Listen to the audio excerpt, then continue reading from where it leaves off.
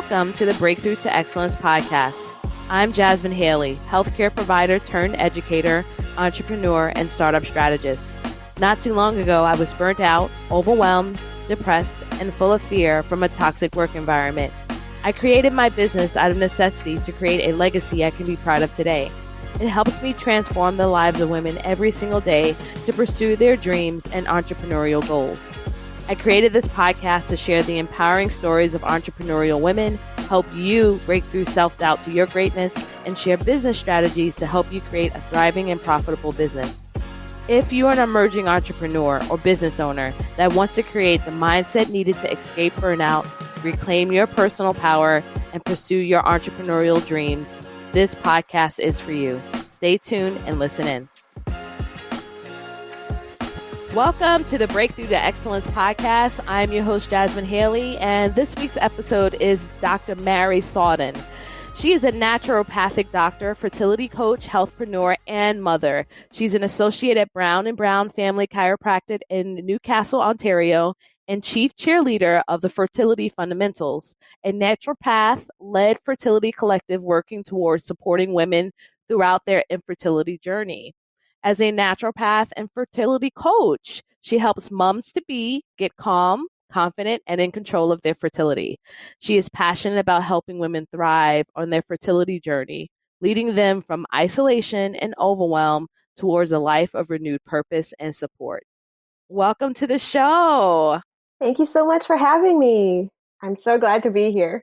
Yes, I'm actually very excited that you're here. This is going to be a very interesting conversation because it's not often you hear from a naturopath doctor that's actually gone this route of coaching. So this should be very interesting. For sure. So tell me a little bit about your journey in deciding to become a doctor and in specializing with this particular segment of healthcare. So my journey as an entrepreneur is definitely not a straight line. It actually started in Manila, Philippines, where I was born and raised. I did an undergraduate degree in psychology and then went on to medical school, so conventional medical school. And after passing my medical board exams, I practiced as a general practitioner for a few months before migrating to Toronto, Canada. So my whole family and most of my maternal extended family already lived in Canada. And I always said to myself, I'll just finish med school, then I'll move over. But after graduation, I wanted to stay and practice. I mean, I worked so long and hard to get my degree. I just wanted to start seeing my own patients and help them out.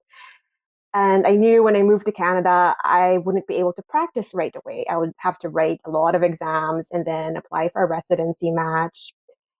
And when I practiced as a general practitioner, it was a really easy transition because I joined established clinic. I was on a salary. I didn't have to worry about the business back end at all. I just saw patients and it was what I wanted to do. And when I moved to Toronto, it was definitely a challenge because I had to write so many exams to be a general practitioner here. And while I was in the process of doing this, I actually went to a conference. It's the Internationally Educated Professionals Conference, which is in Toronto.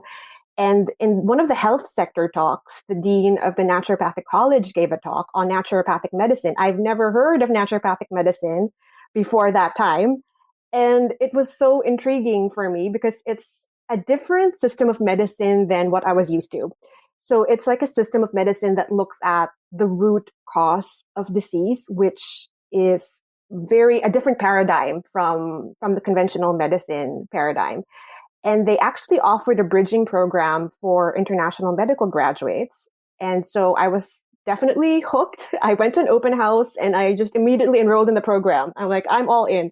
I think that was definitely like a fork in the road in terms of my career because I really had to like sit down with myself and reflect on what path did I want for myself.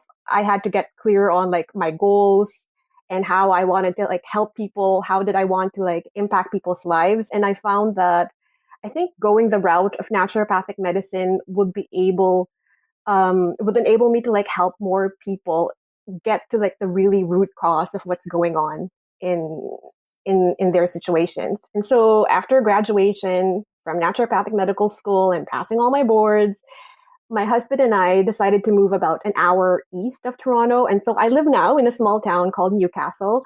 That's where I currently live and practice. It's really a great place to live and work. It's a place where when you go down the street, people say hello to you. Like it's that kind of small town where even the mailman says hello. That kind of town. I love it. It's like near the lake, near nature, and it's really away from the hustle and Oh, bustle that's of the beautiful. big city. Yeah, it's a beautiful place to live.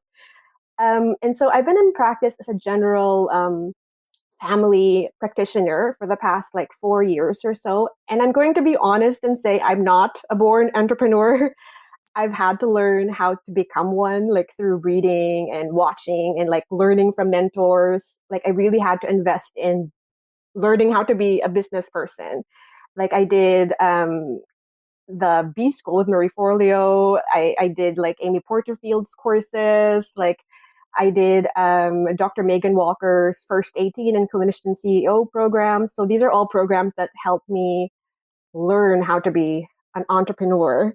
And I'm going to be honest and say I resisted for a long time, like buckling down and really working on the back end of my business because it brought me no joy. I just really just want to see patients. That's what I want to do. I just want to see them, but that won't happen. It won't be sustainable if I don't work on my business as well as being a good clinician. And I think it's one of the limiting beliefs I had about myself that I wasn't good with business, that I knew nothing about it. And I realized that this came from like a scarcity mindset and it was holding me back.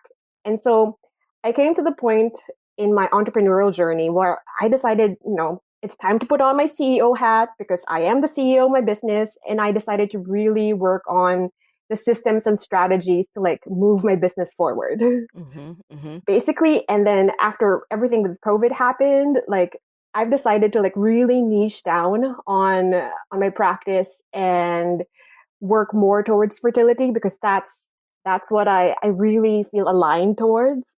Plus, I've also undergone my own fertility journey, so that I can totally relate to what my patients are going through because I've gone through it myself. I'm still going through it myself. Yeah, absolutely. I love that you kind of share what many healthcare providers already feel. So I'm a healthcare provider, but in dentistry, Mm-hmm. and there is a mindset shift that has to be made in order to go into business Yes. because there's going to be, first of all, we don't learn anything about that. When you're in school, you are learning exactly what you need to do Mm-hmm. to be a good clinician Yeah. and pass your boards. Yeah. That's it. Yep. I agree. And I love the fact that you mentioned the time that you had to take to invest in learning, right? And as you learn, you started building up the confidence to say, okay, Mm-hmm. I can do Yeah. this. I can do Yeah. this. So I think that's so valuable for our listeners to hear because you don't have to have a background in business to create a successful business. And a lot of times, a lot of us in business are seeking to help and support people that were us a few Mm-hmm. years ago, Yeah. right? Yes, for sure. I mean, my ICA, my customer avatar was me 5 years ago, Mm-hmm. Mm-hmm. and I'm trying to help me get to where I'm at right now or beyond, Yeah, right? exactly.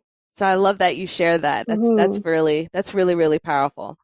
Absolutely. And definitely speaking about ICA, I find that for any naturopath or any person in the healthcare industry or any business really, when you start a business, I feel like one piece of advice I'd love to share is you really have to hone down on who your ICA is, who your ideal client avatar is.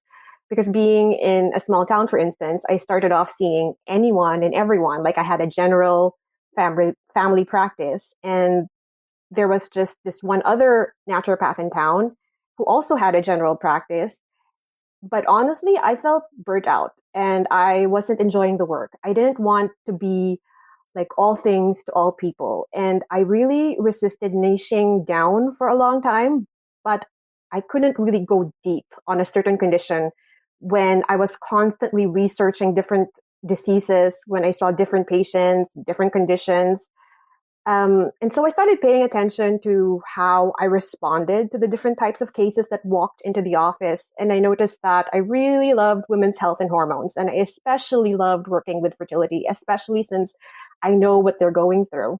After I niched down my practice into like just fertility, just women's health and hormones, and helping them get, calm, confident, in control of their fertility, I found that I derived more joy from the practice. And definitely, I want to reiterate the importance of niching down. Like other people might resist it because they might think that, oh, I am excluding so much from my practice. But really, no, people want to know you like for your expertise. Like who are you serving? I mean, you really have to like identify your ideal client and understand, what drives them. What do they aspire towards? How can you like help them and how can you change their lives? And also at the same time being willing to like refer to someone else if it's not a good fit. I mean, I can't be all things to everybody. I always go back to like the example of if I'm craving sushi, like I would go to the best sushi restaurant in town. But if I'm craving pizza, I'll go to the best pizza place in town. I won't go to the place that serves like sushi and pizza. You know what I mean? It's like it just doesn't make sense in my head. Yes. You know what? I love that example. That was so good. I mean, I think like I've struggled with that. Like I'm a multi-passionate entrepreneur. I have a podcast, I speak, I host live events, but I was finding that people were still asking me, what is it that you do? What do you do? And so that delayed my growth in my business. It delayed my growth in my business tremendously. And I love the fact that you mentioned that. And I want listeners to know that if you know that you want to serve a different ICA, right? A different customer avatar, it is possible, right? But it has to be related to the big picture of your business. Yeah.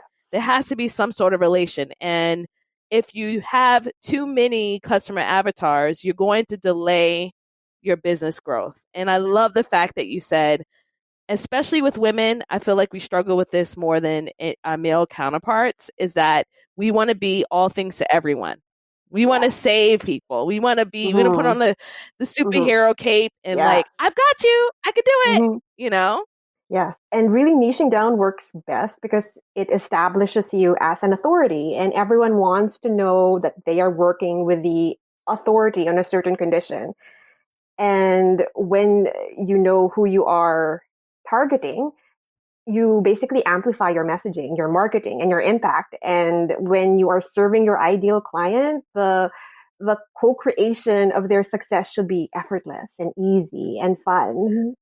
So definitely niche down is one big advice I would give to any budding entrepreneur. That's for sure. Yeah. So when you decided to say, okay, I'm not going to do a general practice, I'm not going to be coaching or working with just the general public, I want to niche down into this specialty. Did you get any resistance mentally with your mindset when you decided to do that? And if you did, what are some things you did to help overcome that? I definitely, all of actually 2019, I worked on mindset. So I find that working on personal development, working on mindset, and having business mentors really helped me discover my limiting beliefs and work around them. And so doing the work on myself helped me push through these boundaries that I was having. And so when I was doing B school, for instance, and Marie had this fun sheet on ideal client avatar, and I really like spent a lot of time filling out those fun sheets and really like trying to hone down on who is it that I want to serve and what's her story. And so after I did that, I find that I was able to like go beyond my limiting beliefs and actually like embrace my new niche. And it was very liberating, and definitely I found that I was able to go deep in just one condition. So I can do all just the research focused on women's health and just focused on fertility instead of like me having to figure out, oh, like men's health and children's health as well. And so instead of going broad, I went deep. Yes. So once you'd made that decision and you knew that you were going to niche down, what was the first thing you changed? Definitely marketing. All my marketing pieces had to change. That's for sure.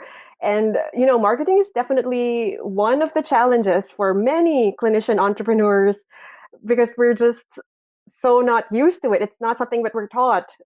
But then if you can't effectively put your message out into the world, you won't be able to reach the people who need you the most.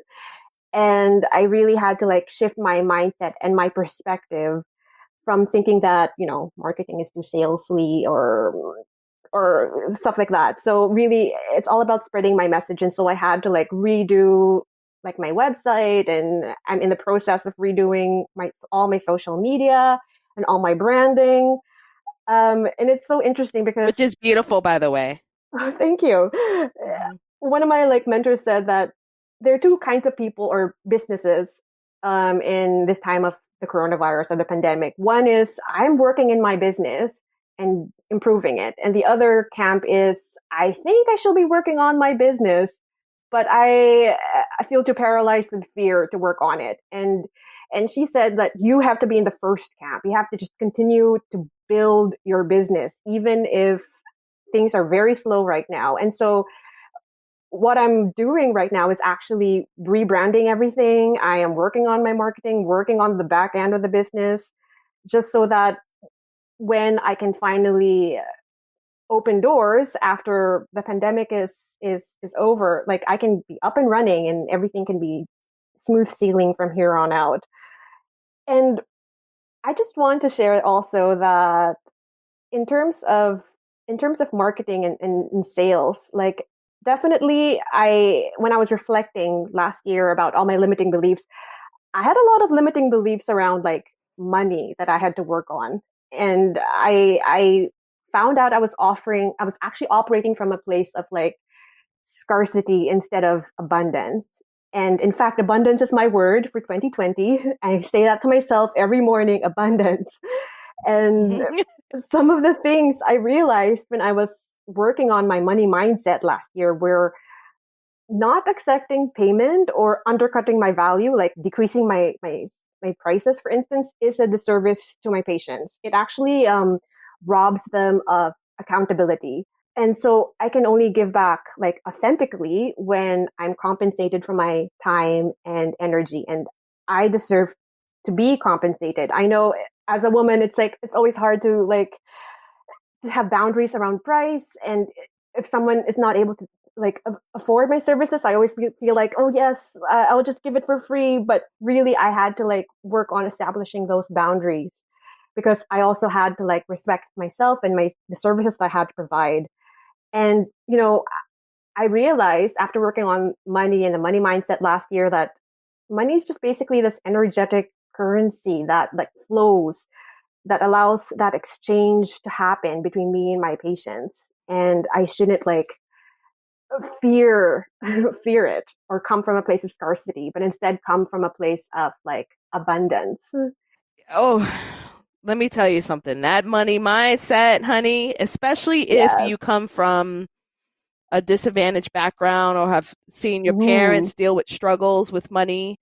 I grew up in a single Mm-hmm. family household, and it's a love-hate relationship. I want to share a book that I read to the listeners. It's called Money, A Love Story by Kate Northrup.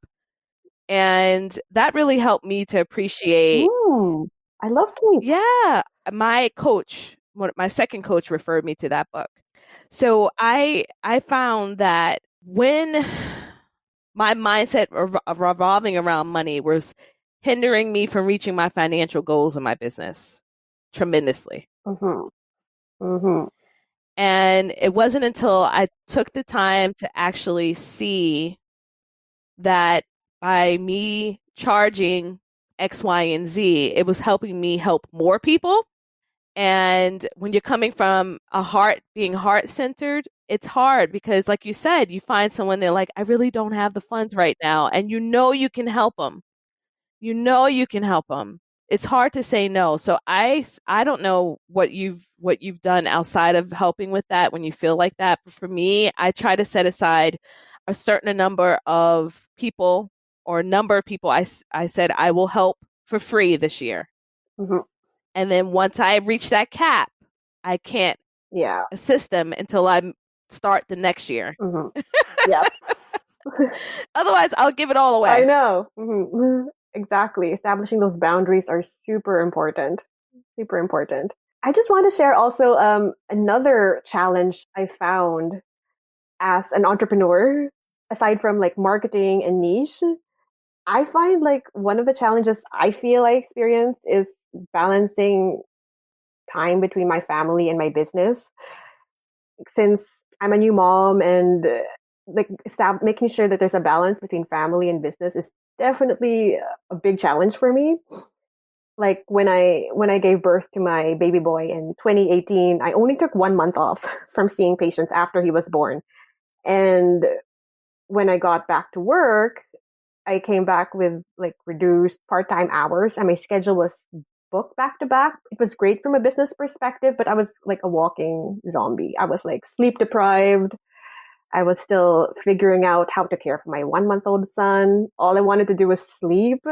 And definitely I would not recommend it to anyone, especially as a clinician, since I have to be on my game when I see patients. And I'm the primary caregiver for my son. And financially, it didn't make sense to send him to daycare when I can have flexible hours at work. So as soon as my husband would get home from his work, I would see like patients from like 4:30 to 8 twice a week. And I also see patients on Friday mornings, and my parents would come over to babysit to help out. And if there's one thing that having a baby while being an entrepreneur has taught me, is that I have to learn to like ask for help, because there's only so many hours in the day and I can't do it all, or I'll be just way too burnt out. And so I have my parents come on once a week to babysit while I work. And actually, I'll be honest and say I've outsourced a lot of the busy work that doesn't bring me joy. Like, for instance, I've outsourced all my content creation. This includes all my social media posts, the graphics, the blog posts. They even give me a video script, and then I just shoot the videos myself. I just allocate an hour a month to like schedule my posts and another hour to shoot a video to batch it and then post it on social, because honestly, I just don't have time for content creation for my social media and see my baby and be present for my family. Like, it was a pain point in my business. And at the start of this year, when I was setting out my annual goals and breaking it down to the quarterly, monthly, then weekly goals, I reassessed all the things in my business and looked at what can I outsource to free up time for things that I enjoy doing, like patient research or creating online programs for my patients. Like all the other things like social media and websites and branding, they just take up time and can easily be outsourced anyway.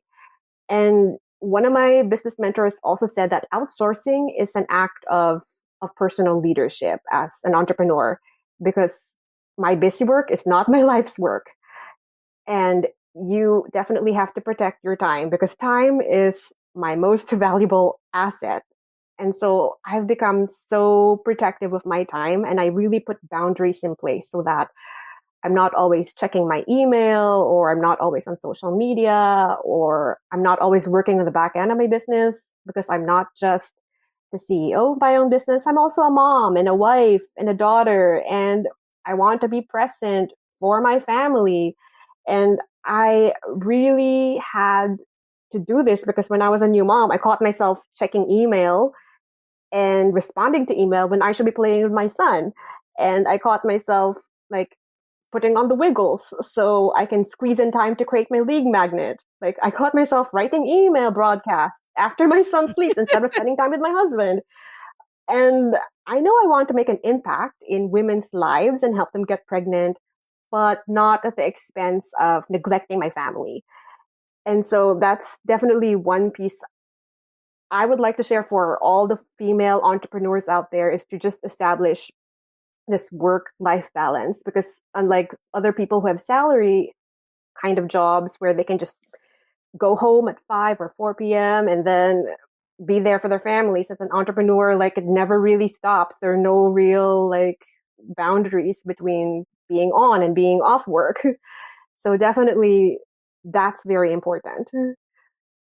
Yes, yes. And especially if you're an entrepreneur that also has a 9 to 5, Mm-hmm. knowing what energies to put into as far as income generating activities, income generating, Yeah. because I've been guilty of, I remember one Saturday or several Saturdays where I had to spend all day podcast Oh, editing. wow. And I wasn't getting money from any sort of sponsorship. It wasn't like bringing any sort of money into my business. Mm-hmm. But yet I spent over 8 hours on the weekend editing a podcast. And Mm-hmm. the hard part is when you're bootstrapping your business, funds are limited. Yeah. So that's, what I really appreciate with you is if you want to have that normalcy in your life, you have to delegate. But it's also really important, though, to consider if when you're delegating, to make sure it's really going to be helping you to build more profit in your Mm-hmm. business. Because if you're just delegating busy work that's not really helping you